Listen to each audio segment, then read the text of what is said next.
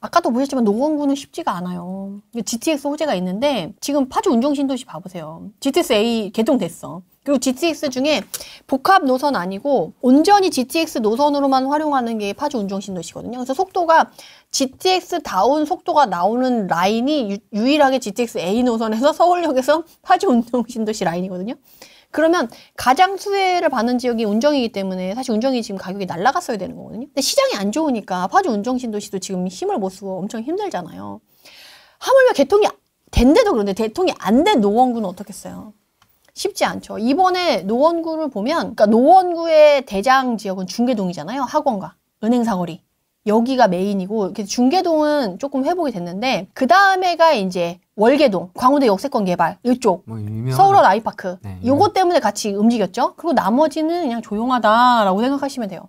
상계동에 상급지라고 할 수 있는 5단지. 상계주공, 5단지, 6단지 이렇게 봤을 때, 여기에 있는 단지들도 봐보세요. 아직도 헤매고 있어요. 상계동에 정말 재건축의 메인이라고 할 수 있는 여기도 이렇게 23년부터 시작해가지고 24년, 25년이 지금 일직선 라인이잖아요. 우리가 이제 아름답다라고 하는 가격들은 이렇게 가고 있고. 네. 하물며 상계동의 가장 메인 핵심 지역의 대장 아파트라고 할 수 있는 재건축 호재의 메인이라고 할 수 있는 2단지도 이런데. 그럼 그 주변은 어떻겠어요? 본합 안 하지. 그렇게 생각하시는 게 맞을 것 같아요. 우리 지난번에 강북구에서 봤을 때 동대문구 전농동 위에 아래 이렇게 비교해 드렸었잖아요. 네, 네. 거기서도 갈리는데 노원구까지 지금 물이 가기가 쉽지 않다는 거죠. 그래서 노원구 안에서도 이제 나눠보면 월계동, 중계동까지는 괜찮은데 상계동까지는 쉽지 않다라는 거예요. 중계동은 어느 정도 가격이 회복이 됐어요. 그나마. 노원보다는 좀 덜. 그나마. 노원보다는 좀 덜 하긴 했지만 그래도 회복이 되긴 했는데 그래도 그렇게 막 우리가 전고점을 돌파했다. 막 신고가 막 이런 거. 이런 느낌은 아니죠. 예. 근데 나는 같은 가격이면 그래도 또 문제는 뭐냐면 노원구의 중계동 그러면 괜찮지 않아요? 라고 했을 때 옛날에 비해서 학군지가 힘을 못 쓰고 있어요. 옛날에는 맹모 삼천이라고 해가지고 아이가 이제 크고 학교를 갈 나이가 되면 우선 아이한테 좋은 환경을 제공해줘야지 애가 공부를 잘하든 못하든 환경을 조성해줘야지 우선 그래서 학군지로 갔어요. 그래서 그 수요가 셌고 학군의 역량 파워가 컸단 말이에요. 근데 요새는 어떤 느낌이냐면 아이를 봐. 공부를 잘할 것 같아. 그러면 가. 근데 공부를 못할 것 같아. 아, 그러면 안 가요. 그러면 신축으로 가는 거야. 하물며 평촌에서도요. 신축과 학군지가 있다라고 하면 학군지로 갈 건지 신축으로 갈 건지 고민하는 수요가 반반으로 많이 갈렸어요. 이제 뭐 물론 완전 반반은 아니지만 이전에는 무조건 학군 지역, 무조건 학원가, 간처 이렇게 해서 갔다고 하면 이제는 그 비중이 일부 떨어져 나와서 이제 신축으로 옮겨가기 시작했거든요. 대치동도 마찬가지고 목동도 마찬가지예요. 이제는 무조건 학군지라고 해서 다 파워가 옛날만큼 가는 게 아니에요. 특히 23년, 24년, 25년에 학군지의 패턴이랑 거래량을 보면 원래는 겨울방학 수요랑 여름방학 수요의 거래량이 많고 학군 패턴의 지역들은 겨울방학에 대부분이 다 거래를 하고 거기에 거래가 몰리거든요. 근데 23년, 24년, 25년을 보면 그 학군지의 패턴을 보이는 단지들이 많이 없어졌고 그 지역 자체도 되게 약해졌어요.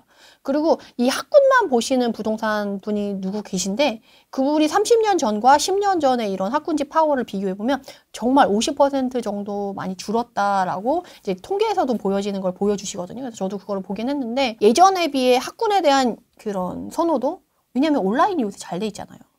그러다 보니까 물론 오프라인에 대한 그 강점과 그 현장감 그런 거는 따라올 수가 없어요.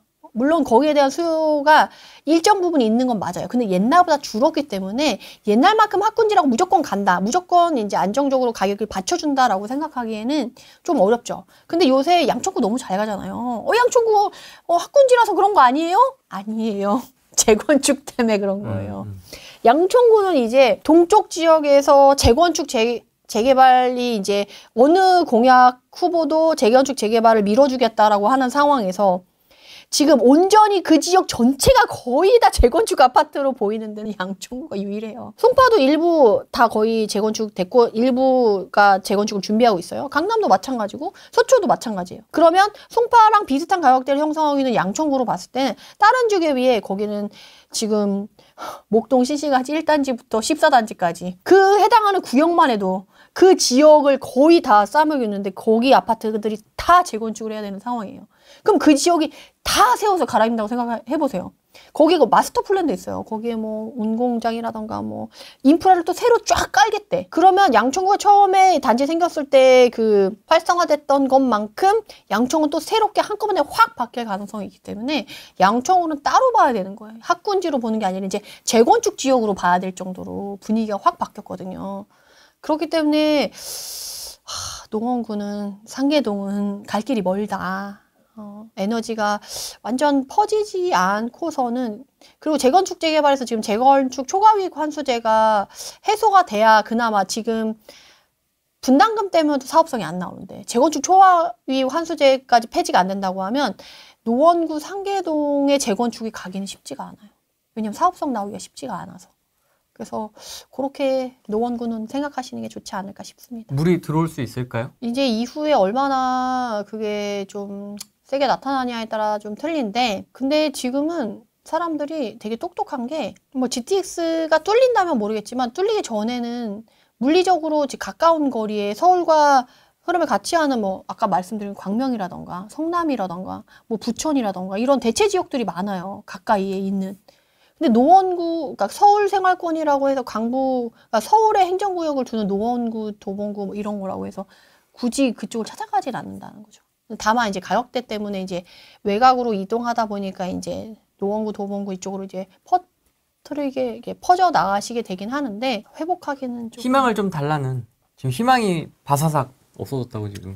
죄송해요. 죄송할 건 아니죠 뭐. 근데 이게 천년만은 안 되겠어요. 되긴 되겠지.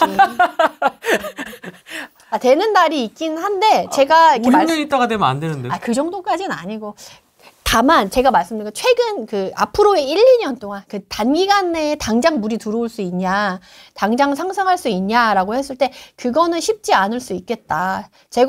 여긴 재건축 이슈가 아니면 오래돼서 가격 상승을 빠르게 가져오기 쉽진 않을 텐데, GTX가 정말 개통이 되거나 그렇게 되기에는 단기간 내에 GTX도 어렵고 재건축도 어렵고 하니까, 앞으로 남은 1, 2년 동안 안에서 뭔가 확 수익을 보거나 시세 차익을 보거나 가격 상승을 확 기대하기에는 쉽지 않다라는 어조로 말씀드렸다는 거, 그걸 이해해 주시면 되겠습니다.